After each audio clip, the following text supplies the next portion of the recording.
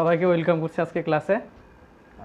আজকে আমরা যে অধ্যায়টি নিয়ে আলোচনা করব সেটা হচ্ছে পরিমাপ অধ্যায়, তৃতীয় অধ্যায়ে।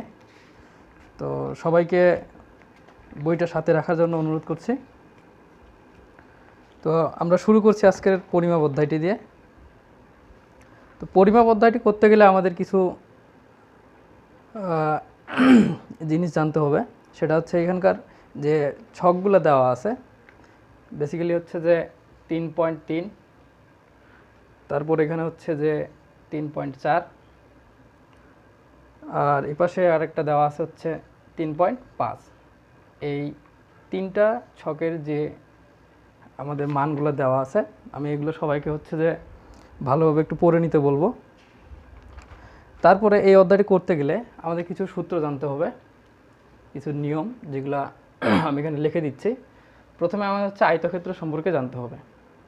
তো আয়তক্ষেত্র সম্পর্কে জানলে আমি হচ্ছে একটা আয়তক্ষেত্র এঁকে নেই। আমি যদি এখানে একটা আয়তক্ষেত্র আঁকি, তাহলে ধরলাম যে এখানে হচ্ছে একটা এ বি সি ডি হচ্ছে আয়তক্ষেত্র। এই আয়তক্ষেত্রের আমরা জানি যে এর বিপরীত বাহুগুলো পরস্পর সমান এবং হচ্ছে সমান্তরাল হয়, এবং এর প্রত্যেকটা কোণ হচ্ছে 1 সমকোণের সমান। তো এখানে আমরা হচ্ছে যে আয়তক্ষেত্রের সম্পর্কে জানবো যে এটা হচ্ছে যে আমরা যদি ধরি যে আয়তক্ষেত্রের এই বাহুটা হচ্ছে কি দৈর্ঘ্য। এখানে আমরা নিয়ে নিতে পারি যে এডি সমান সমান হচ্ছে বিসি, যেটা নির্দেশ করে কি তার দৈর্ঘ্য। আর এখানে একইভাবে হচ্ছে এবি সমান সমান হচ্ছে কত সিডি, যেটা তার কি প্রস্থ নির্দেশ করে। এটা নির্দেশ করে তার প্রস্থ। তা আমরা দেখব এখানে যে আয়তক্ষেত্রের ক্ষেত্রফল কি, আয়তক্ষেত্রের ক্ষেত্রফল কি লিখতে পারি। তো আয়তক্ষেত্রের ক্ষেত্রফল সমান সমান আমরা লিখতে পারবো দৈর্ঘ্য গুণন প্রস্থ। দৈর্ঘ্য গুণন হচ্ছে প্রস্থ। এখন দেখব যে আয়তক্ষেত্রের পরিসীমা কত। আয়তক্ষেত্রের পরিসীমা কত?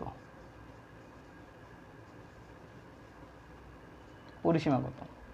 তো আয়তক্ষেত্রের পরিসীমা হচ্ছে 2 ইন্টু দৈর্ঘ্য যোগ প্রস্থ। দৈর্ঘ্য যোগ হচ্ছে প্রস্থ। তো এই দুইটা হচ্ছে আমাদের আয়তক্ষেত্রের ক্ষেত্রে মনে রাখতে হবে। এরপরে আমরা যেটা যাব সেটা হচ্ছে বর্গক্ষেত্র সম্পর্কে। তো প্রথমে আমি হচ্ছে একটা বর্গক্ষেত্র এঁকে নেই।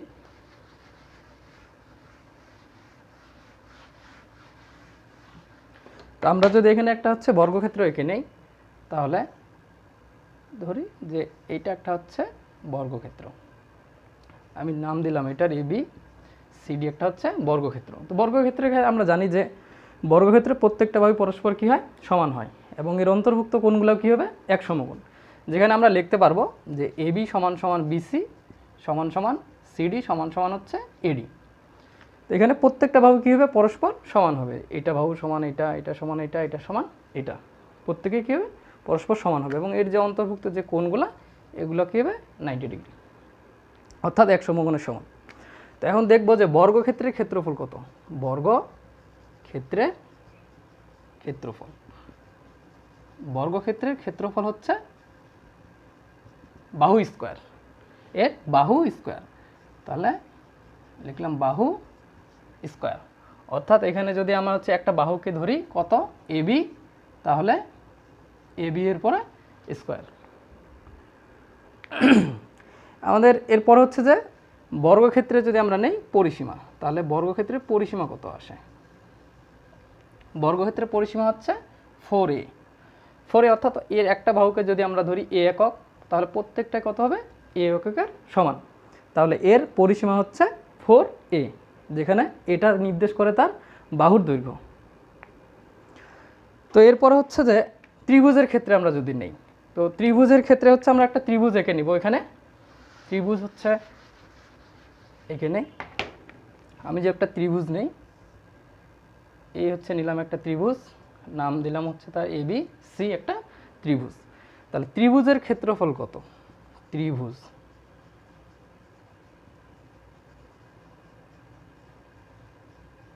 ত্রিভুজের ক্ষেত্রফল সমান সমান লিখতে পারবো হাফ ইন্টু ভূমি গুণন হচ্ছে উচ্চতা। হাফ ইন্টু ভূমি গুণন উচ্চতা। তো এইখানে ত্রিভুজটার এই বিসি বাহুটা হচ্ছে তার ভূমি আর এবি বাহুটা হচ্ছে তার উচ্চতা নির্দেশ করে। তাহলে আমি যদি এখানে হাফ রাখলাম, ভূমি হচ্ছে আমার বিসি আর উচ্চতা হচ্ছে তার এবি। তো এটুকু হচ্ছে আমাদের ত্রিভুজের ক্ষেত্রফল। এরপরে আমরা হচ্ছে যে আরও কিছু জানার দরকার আছে এখানে, তো পরের ক্লাসে আমরা এই সম্পর্কে আরও বিস্তারিত জানবো। আজকে আমরা চলে যাচ্ছি সরাসরি এখানকার যে অঙ্কগুলো দেওয়া আছে সেই অঙ্কগুলো সলিউশনে চলে যাচ্ছি। তো প্রথমেই যদি আমরা দেখি এখানে যে 10 নম্বর অঙ্ক থেকে আমাদের এখানে শুরু হয়েছে, তো আমরা 10 নম্বর সলিউশনে যাচ্ছি। 10 নম্বর সলিউশনে দেখে যেটা প্রথমে বলছে প্রশ্নে যে একটি পুকুরের দৈর্ঘ্য 60 মিটার এবং প্রস্থ 40 মিটার এবং পুকুর পাড়ের বিস্তার এখানে দেওয়া আছে 3 মিটার হলে পাড়ের ক্ষেত্রফল আমাদেরকে বের করতে হবে।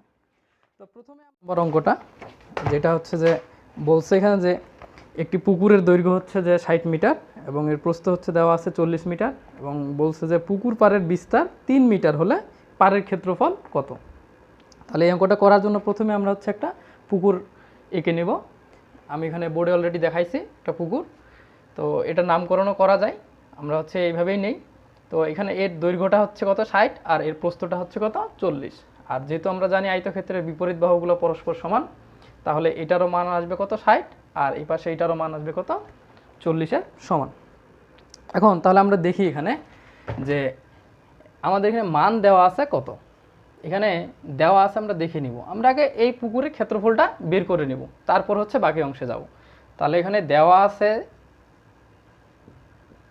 আয়তক্ষেত্রে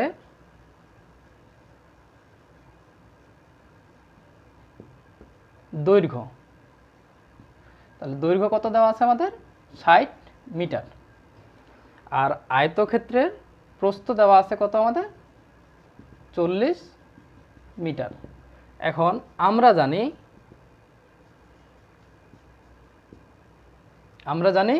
আয়তক্ষেত্রের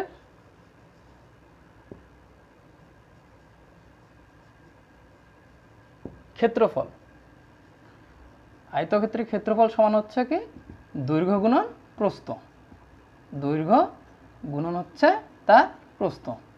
তাহলে এখানে দৈর্ঘ্য কত আমাদের, দৈর্ঘ্য দেওয়া আছে হচ্ছে 60 আর এর প্রস্থ দেওয়া আছে হচ্ছে কত 40 মিটার।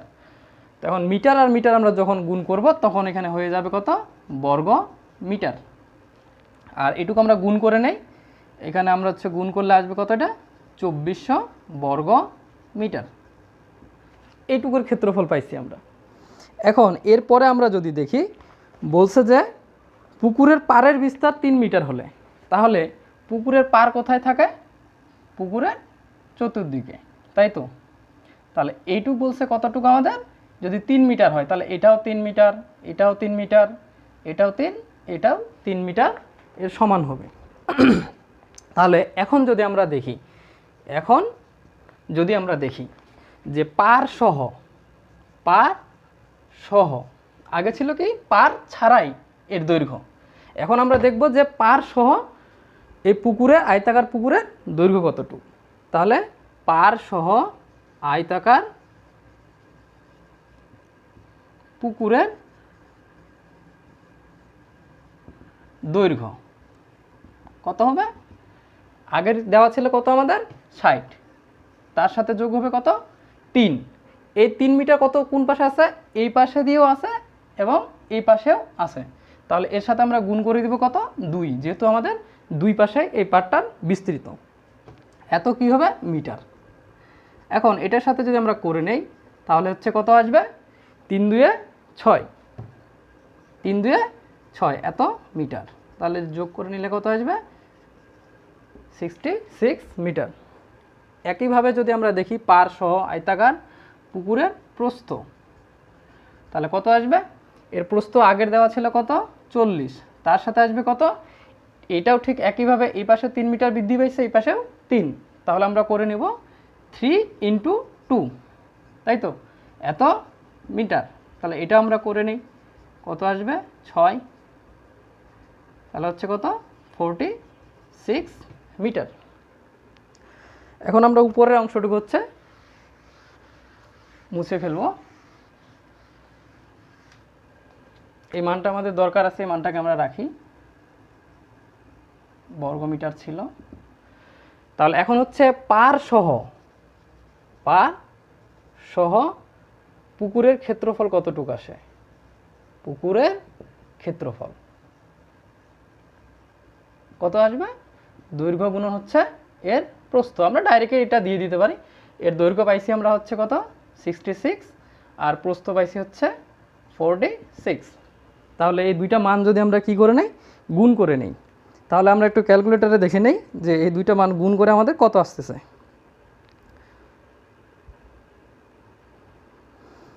তাহলে এর মান আসতেছে হচ্ছে কত 3036। কি হবে, মিটার আর মিটার গুণ করলে বর্গ মিটার। তাহলে আমরা একটা ভ্যালু এখানে পাইলাম কত, পার সহ হচ্ছে ক্ষেত্রফল 3036 বর্গমিটার, আর একটা পাইছি পার বাদে কত, এর ক্ষেত্রফল ছিল 2400 বর্গমিটার। তাহলে এখানে দিতে হবে অতএব পারের ক্ষেত্রফল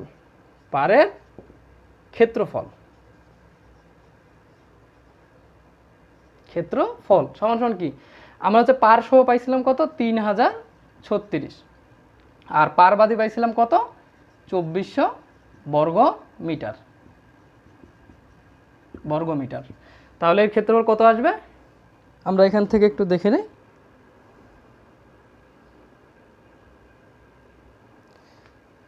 তাহলে আসে 636 কি আসবে, বর্গ মিটার। অর্থাৎ এই যে পুকুরের চারপাশে যে পাড়ের বিস্তৃতি, এইটুকুর ক্ষেত্রফল হচ্ছে আমাদের 636 বর্গমিটার। তো আমরা চলে যাচ্ছি হচ্ছে এর পরের অঙ্কে। এর পরের যে অঙ্কটাতে বলছে যে আয়তাকার একটি ক্ষেত্রের ক্ষেত্রফল হচ্ছে যে 10 একর এবং তার দৈর্ঘ্য দিছে প্রস্থে কত গুণ, 4 গুণ। ক্ষেত্রটির দৈর্ঘ্য কত আমাদেরকে বের করে নিতে হবে। তো আমরা যাচ্ছি পরের অঙ্কে।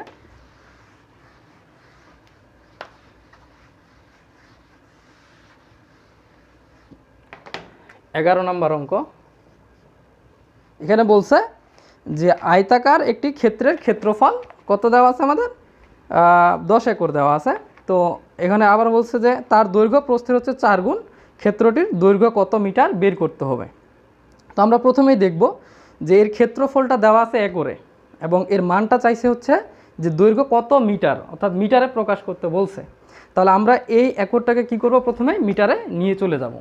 তো আমরা যে মিটারে নিয়ে যাই, তো ওইখানে আমরা দেখব যে 1 একর সমান সমান 1 একর সমান সমান হচ্ছে 46.86 বর্গ মিটার। 1 একর সমান সমান হচ্ছে 46.86, সরি এটা হচ্ছে 86 বর্গ মিটার। তাহলে আমরা এখানে দেখে নেই যে এই 10 একরটাকে আমরা হচ্ছে আগে মিটারে কনভার্ট করে নিই, অর্থাৎ বর্গ মিটারে কনভার্ট করে নিব। তাহলে এখানে লিখতে হবে, আমরা জানি 1 একর সমান সমান কত, 46.86 বর্গমিটার। তাহলে আমাদের দেওয়া আছে কত, 10 একর সমান সমান কত হবে, এই 46.86 সাথে কত করব, 10 গুণ করে দেব। তাহলে গুণ করে দিলে কত আসবে আমাদের 46 শুধু একটা পয়েন্ট কি করবে, এর পরে চলে যাবে একটা, যেহেতু এখানে আমাদের 10 ইন্টু অবস্থায় আছে, এত কি বর্গ মিটার, তাই তো। এখন আমাদের শর্ত দিছে এখানে যে তার দৈর্ঘ্য হচ্ছে প্রস্থের কয় গুণ, 4 গুণ। আসলে আমরা এখানে জানি না এর দৈর্ঘ্য কত, এর প্রস্থ কত। তাহলে আমরা ধরে নেই যে এখানে ধরে নিচ্ছি যে ওই আয়তক্ষেত্রের যেহেতু বলছে যে দৈর্ঘ্যটা হবে প্রস্থের কয় গুণ, 4 গুণ, তাহলে আমাদের ধরে নিতে হবে প্রস্থকে। তাহলে ধরে নিলাম যে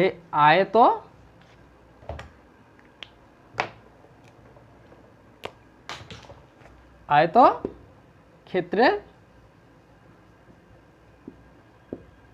প্রস্থ সমান সমান কত, এখানে আমরা ধরে নিতে পারি এক্স অথবা ক, আমাদের ইচ্ছা মতো আমরা ধরে নিতে পারি এত কি মিটার। তাহলে আয়তক্ষেত্রের কত আসবে, দৈর্ঘ্য কত আসবে, এখানে যেহেতু 4 গুণ বলছে তাহলে ওই প্রস্থের সাথে আমরা কি করব 4 গুণ করে দেব, তাহলে এত মিটার। এখন আয়তক্ষেত্রের ক্ষেত্রফল তাহলে কত হবে? অতএব আয়তক্ষেত্রের ক্ষেত্রফল কত হবে? ক্ষেত্রফল দৈর্ঘ্য গুণন প্রস্থ। তাহলে এর দৈর্ঘ্য ছিল হচ্ছে 4x আর প্রস্থ ছিল হচ্ছে x, এই দুইটা মান আমরা গুণ করে নিলে পাবো হচ্ছে 4x²। এখন এখানে যদি দেখি শর্ত মতে অথবা প্রশ্ন মতে কি হবে, যে ওটা আয়তক্ষেত্রের টোটাল ক্ষেত্রফল ছিল কত? এটা সমান, আর এখানে এর ক্ষেত্রফল হচ্ছে এটা। তাহলে আমরা লিখতে পারবো 4s² সমান সমান হচ্ছে কত? 40 46 8.6 এইটুক। তো এখান থেকে আমরা কার মান নিয়ে আসবো? এক্স এর মান নিয়ে আসবো। তাহলে আমরা s² প্রথমে রাখলাম, 4টা ছিল ইনটু অবস্থায়, ওই পাশে গিয়ে ডিভাইডেড হয়ে যাবে। তো আমরা 40 46 6 এটাকে রাখলাম, আর এটার সাথে ভাগ করে দিলাম হচ্ছে 4। সরি, আমি এখানে হচ্ছে যে ইংলিশে লিখে ফেলছি, এগুলা লিখতে হবে আসলে বাংলায়। হ্যাঁ, তো এখানে হচ্ছে যে বাংলায় দিয়ে দিলাম। তো এইভাবে লিখছিলাম। এখান থেকে আমরা হচ্ছে এখন মানটা নিয়ে আসবো এটা। তো আমরা যদি একটু দেখি এটা কত আসে, এখানে হচ্ছে যে দেখি যে আমরা হচ্ছে কি করছি, 4টা এই পাশে ছিল ইনটু অবস্থায়, ওই পাশে আমরা ডিভাইডেড অবস্থায় নিয়ে করে দিয়েছি।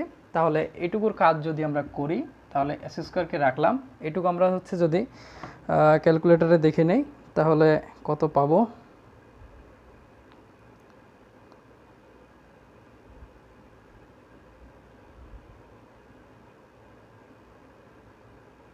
ভাগ হচ্ছে 4, তাহলে এর মানটা পাওয়া যাবে হচ্ছে কত? আমাদের 10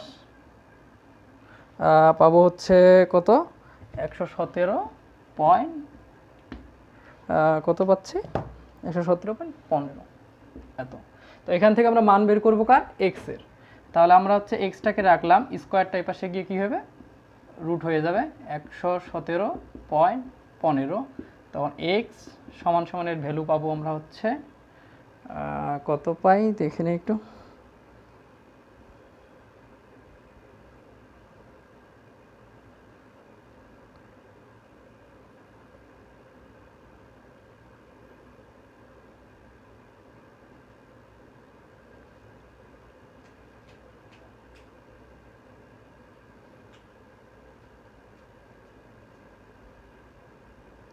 একশো 11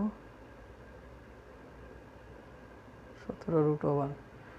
তাহলে এর মান পাবো হচ্ছে আমরা 100.558 এর সমান পাবো। এখন হচ্ছে এইটুকু মান পাইছি কার? আমরা এক্সের। তো এখান থেকে আমরা হচ্ছে দৈর্ঘ্যটা বের করে নিব। আমি এইটুকু মেশাই যাই। তাহলে আমাদের দেওয়া ছিল দৈর্ঘ্য কত, এইটুকু আমরা পাইছি এক্স, মানে কার মান? প্রস্থের মান পাইছি আমরা, প্রস্থ। এখন আমরা কি করব? দৈর্ঘ্যটা বের করে নিব। অতএব দৈর্ঘ্য বলতে আয়তক্ষেত্রের দৈর্ঘ্যটা কত ছিল? 4x। তাহলে আমরা এটা রাখলাম, আর এটুকুর মান পাইছি আমরা হচ্ছে কত? 100 পয়েন্ট সামথিং এটা আছে, এটা গুণ করলে আমরা হচ্ছে 400 পয়েন্ট সামথিং হচ্ছে পাবো। তো এই পাশে হচ্ছে যে যেটা পাওয়া যায় সেটা হচ্ছে যে এটা গুণ করে নিলে হচ্ছে যে 402 পয়েন্ট কত পাওয়া যায় আমাদের হচ্ছে 34 এত মিটারের সমান আমরা হচ্ছে পাবো। তাহলে এই আয়তক্ষেত্রের দৈর্ঘ্যটা হচ্ছে আমাদের কত? 402.34 মিটারের সমান। এখন আজকে এই পর্যন্তই, আর আমরা হচ্ছে নেক্সট দিন হচ্ছে যে নেক্সট লেকচারে একটু বেশি সময় দিয়ে এর যেগুলো আছে এগুলো আরও বেশি বেশি করে করার চেষ্টা করব, যতটা সময় দিয়ে করা যায়। আর আমি আবারও বলছি যে যে টেবিলগুলোর কথা আমি বলে দিছিলাম এখানে, সেগুলো অবশ্যই জানতে হবে। অর্থাৎ 3.3, 3.4 আর 3.5-এ যেগুলো দেওয়া আছে, আমি আবার লিখে দিচ্ছি।